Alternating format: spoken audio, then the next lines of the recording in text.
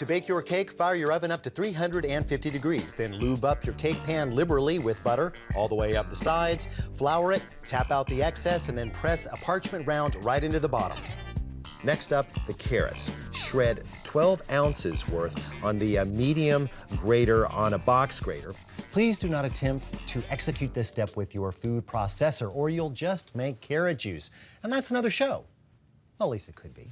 Now, on to the batter. It is important to note that carrot cake is not actually a cake at all, at least not from a mixing standpoint. It is, in fact, a muffin.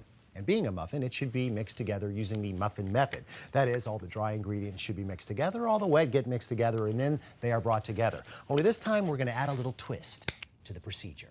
We begin with the dry ingredients going into the food processor. Take 12 ounces by weight of all-purpose flour, a teaspoon each of baking powder and baking soda, a quarter teaspoon each of allspice, cinnamon, and nutmeg, freshly grated, not that nasty tinned stuff, for a spin, along with a wee little half teaspoon of salt. Now, as soon as this is thoroughly combined, we dump into the carrots and toss to coat.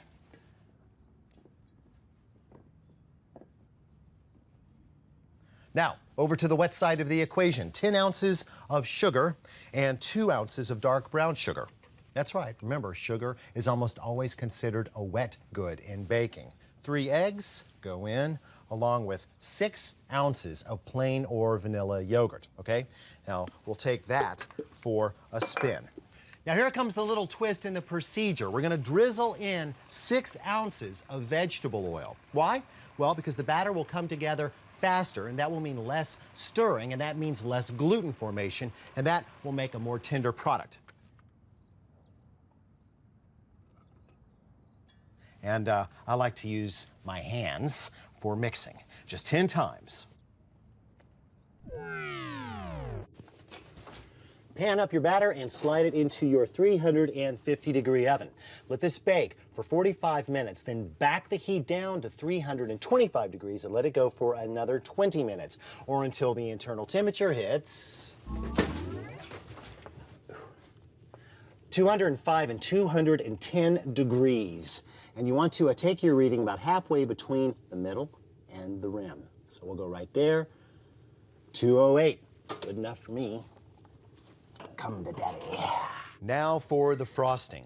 8 ounces of cream cheese and 2 ounces of unsalted butter at room temperature are beaten smooth. Then add a teaspoon of vanilla and work in 9 ounces of confectioner's sugar. After the sugar is all worked in, chill your frosting for 5 to 10 minutes and then go ahead and spread it on your carrot cake. And of course, the carrot cake isn't so much a cake as it is a muffin. And everybody knows that there's nothing like a muffin for breakfast. Yum.